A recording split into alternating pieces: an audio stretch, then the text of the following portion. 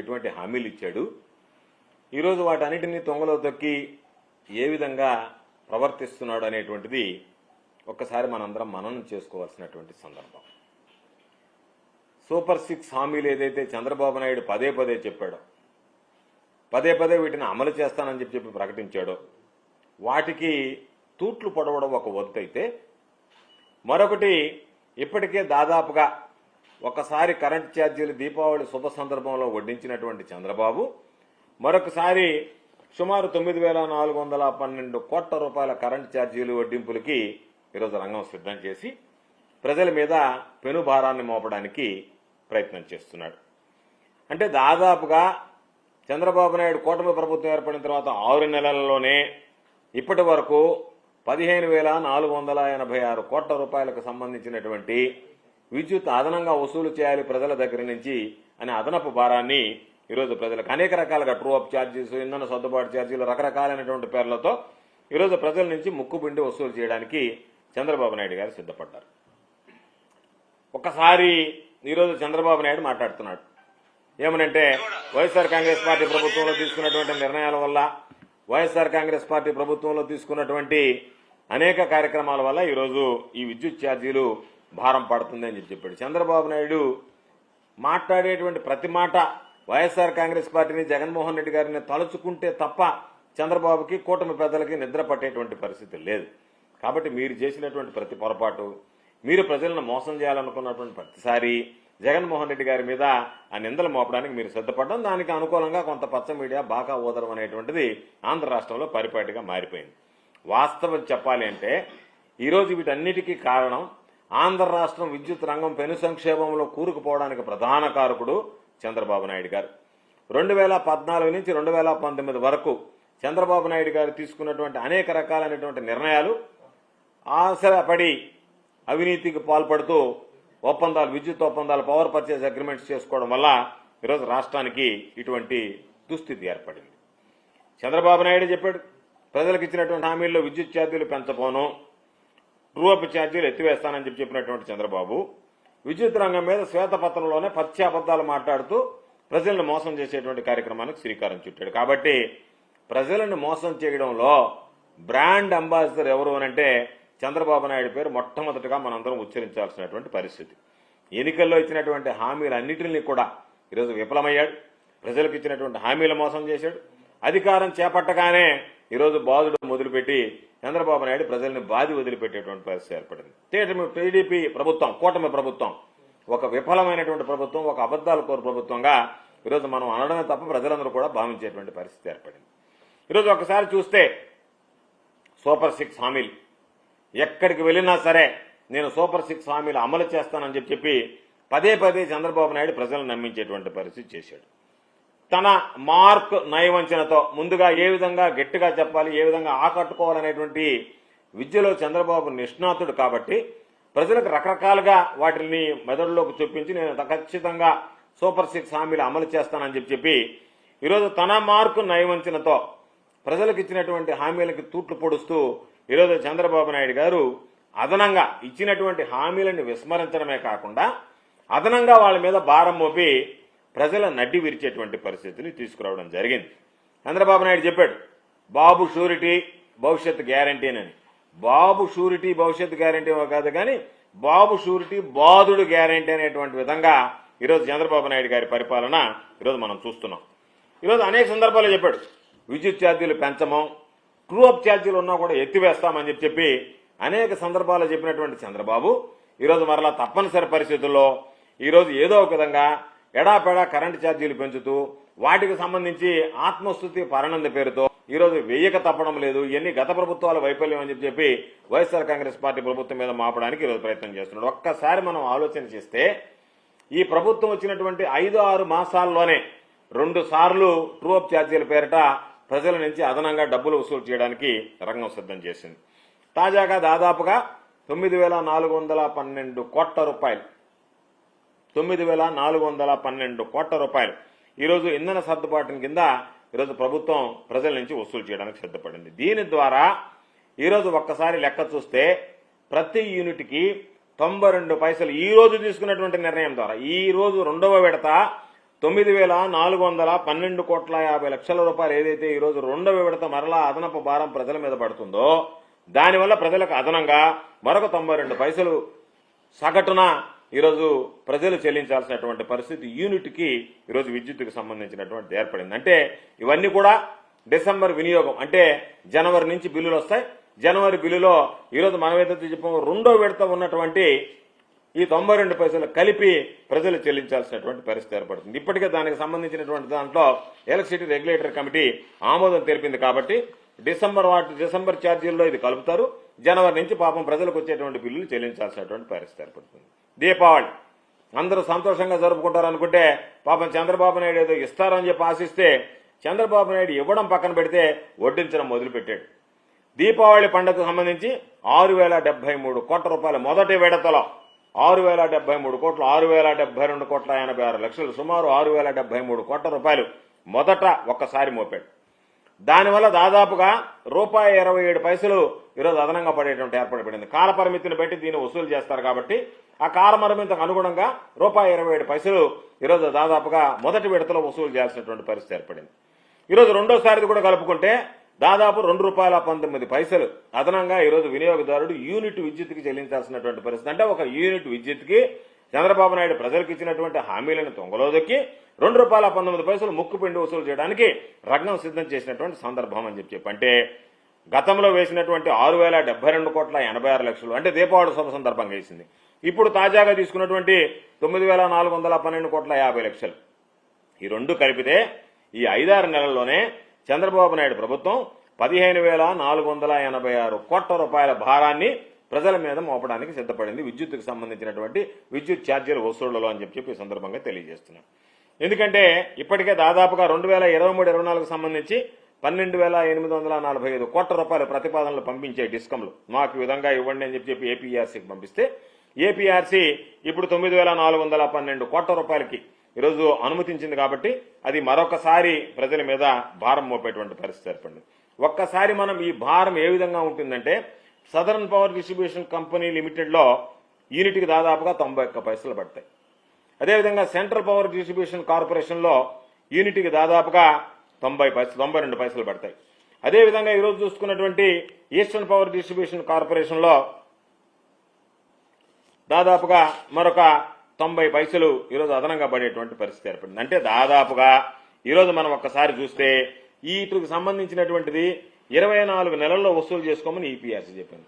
ఒక దగ్గర 91 పైసలు పడుతుంది, ఒక దగ్గర 92 పైసలు, ఒక దగ్గర 90 పైసలు, దాదాపుగా 90 పైసలు ఈరోజు విద్యుత్తుకు సంబంధించినటువంటిది ఏర్పడింది. అదేవిధంగా ఒకసారి చూస్తే ఈరోజు 2014-2019 చంద్రబాబు నాయుడు చెప్తున్నాడు నేను నీతిమంతుడిని, జగన్మోహన్ రెడ్డి గారి ప్రభుత్వంలో పీపీఎల్ చేసుకున్నారు, ఈ పీపీఎల్లో అధిక భారం పడింది అని చెప్పి మాట్లాడేటువంటి పరిస్థితి ఏర్పడింది. ఈరోజు ఒక్కసారి మనం ఆలోచన చేస్తే చంద్రబాబు నాయుడు హయాంలో 2014 నుంచి 2019 వరకు ముఖ్యమంత్రిగా విండ్ పవర్కి సంబంధించి 3,494 మెగావాట్లు 133 ఒప్పందాలు చేశాడు. 133 ఒప్పందాలకు సంబంధించి గరిష్టంగా ₹4.84 చంద్రబాబు నాయుడు హామీలు. ఎందుకంటే ఒకసారి కాబట్టి నా ఫోన్ ట్యూన్లో ఉంది, ఫోను మామూలుగా చంద్రబాబు నాయుడు హామీలు గుర్తుండాలి కదా అని చెప్పిన అందుకని అది మోగింది. 2014 నుంచి 2019 వరకు విండ్కి సంబంధించి 3,494 మెగావాట్స్కు 133 ఒప్పందాలు కుదుర్చుకుంటే గరిష్టంగా ₹4.84 యూనిట్కు తీసుకోవడానికి యూనిట్కు కొనుక్కోవడానికి పీపీఎల్కి చంద్రబాబు నాయుడు ఆమోదించడం జరిగింది. అదేవిధంగా సోలార్కి సంబంధించి మరొక 2,500 మెగావాట్లు అవసరం ఉన్నా లేకపోయినా సరే చంద్రబాబు నాయుడు ముడుపుల కోసం ఆశపడి ₹6.80 లెక్కన గరిష్టంగా దానికి సంబంధించి కొనుగోలు చేయడానికి సిద్ధపడ్డాడు. ఈ రెండిటికి చంద్రబాబు నాయుడు 2014-2019 మధ్య సోలార్ విండ్ పవర్కి సంబంధించి ఆయన చేసినటువంటి ఒప్పందాల వల్ల సగటున రేటు ఎంత పడిందంటే ₹5.10 యూనిట్కి ఈరోజు యూనిట్కి సంబంధించినటువంటి విద్యుత్ ఛార్జీలకు సంబంధించినటువంటి కొనుగోలు ఒప్పందాలు చంద్రబాబు నాయుడు సగటున ₹5.10 లెక్కన చేసుకున్నాడు.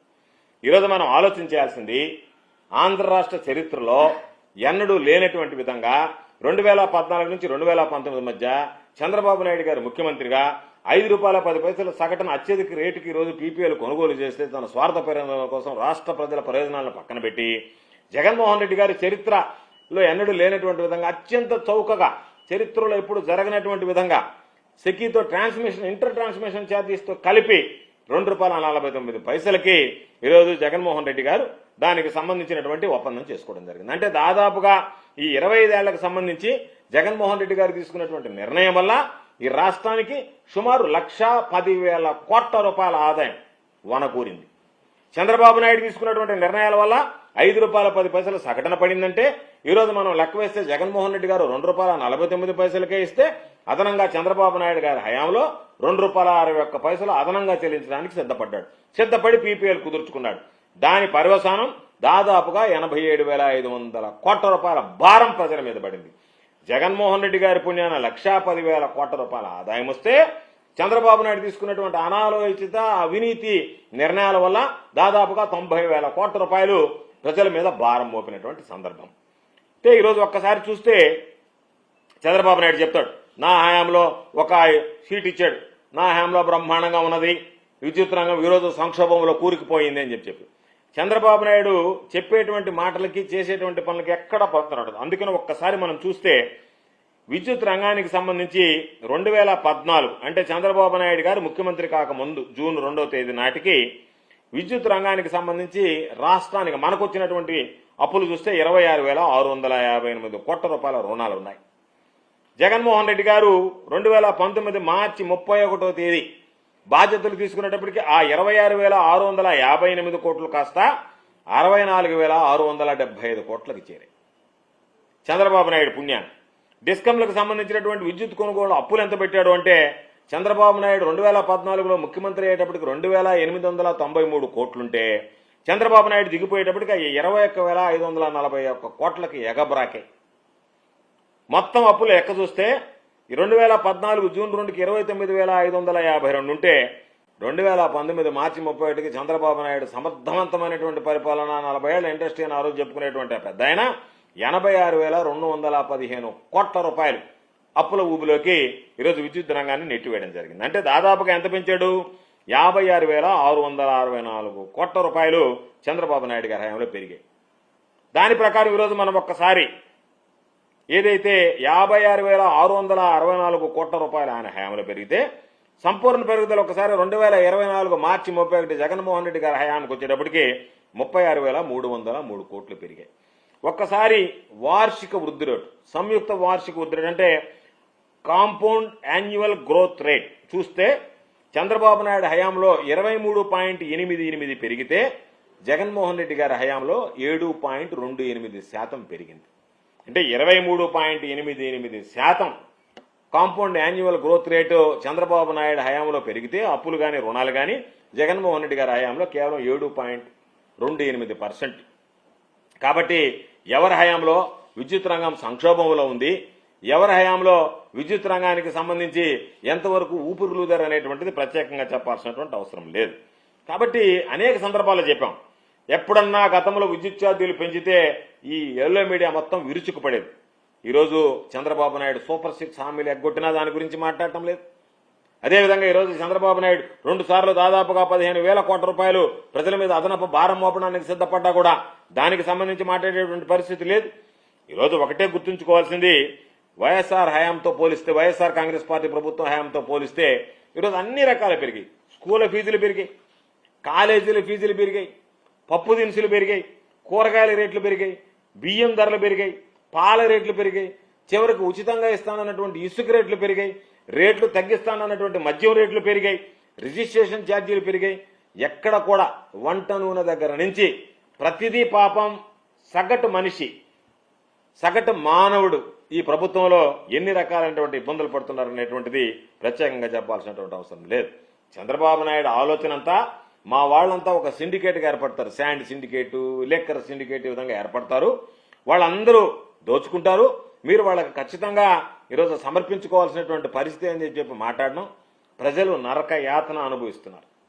అన్ని విషయాల్లో మోసపోయామనేటువంటి బాధ, దానితో పాటు మోసపోయిన దానికన్నా సంపద సృష్టిస్తాను, మీకు పంచి పెడతానని చెప్పినటువంటి చంద్రబాబు ప్రజల సంపద ఆవిరైపోయేటువంటి విధంగా ఆయన పాపం ఈరోజు ఇస్తానన్నది ఈకపోగా అదనపు భారం వేసి వాళ్ళని అనేక రకాలుగా ఇబ్బందుల పాలు చేసి ప్రజల సంపద ఆవిరైపోతుంది. చంద్రబాబు నాయుడు సృష్టించినటువంటి సంపద, చంద్రబాబు తనకు తానుగా సంపద సృష్టిస్తున్నాడు తప్ప ప్రజలకు సంబంధించి ఎక్కడా కూడా సృష్టించేది లేదు, పంచేటువంటి విధానం ఎక్కడ లేదు.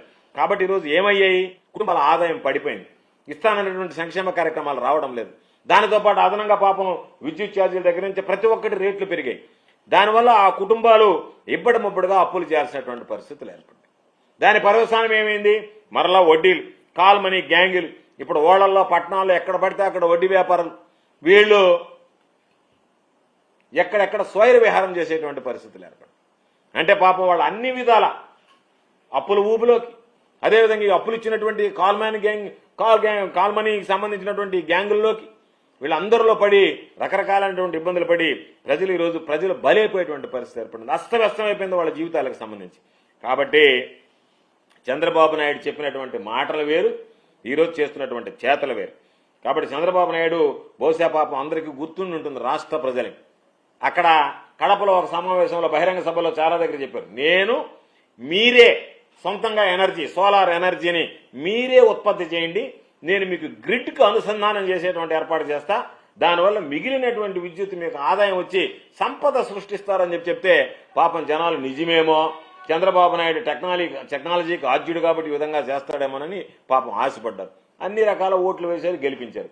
ఈరోజు చంద్రబాబు నాయుడు వస్తే ఆ గ్రిడ్ ఎట్టపోయిందో తెలియదు, ఆ కనెక్షన్ ఎట్టపోయిందో తెలియదు, వాళ్ళకి వచ్చే ఆదాయం ఎక్కడ పోయిందో అర్థం కాలేదు. చంద్రబాబు నాయుడు మాత్రం 15,000 కోట్ల పైచులకు ప్రజల దగ్గర నుంచి అదనంగా వడ్డించి ఈరోజు వసూలు చేయడానికి సిద్ధపడ్డాడు. కాబట్టి ఈరోజు చంద్రబాబు నాయుడు చెప్పాడు, పవన్ కళ్యాణ్ గారు చంద్రబాబు నాయుడు గారు ఎక్కడ పోయినా చెప్తున్నారు అప్పుల పాలైపోయామని.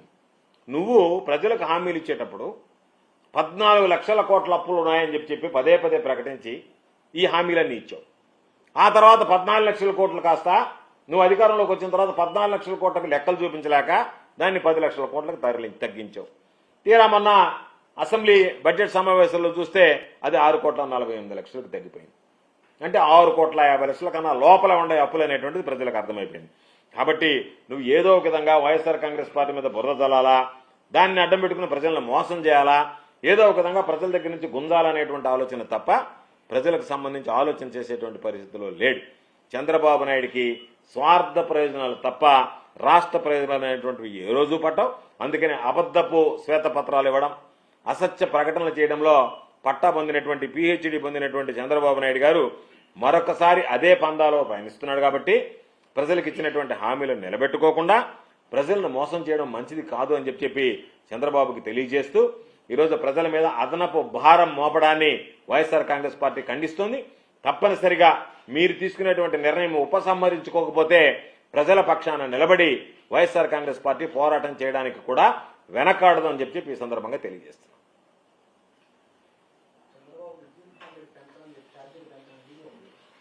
ఉంది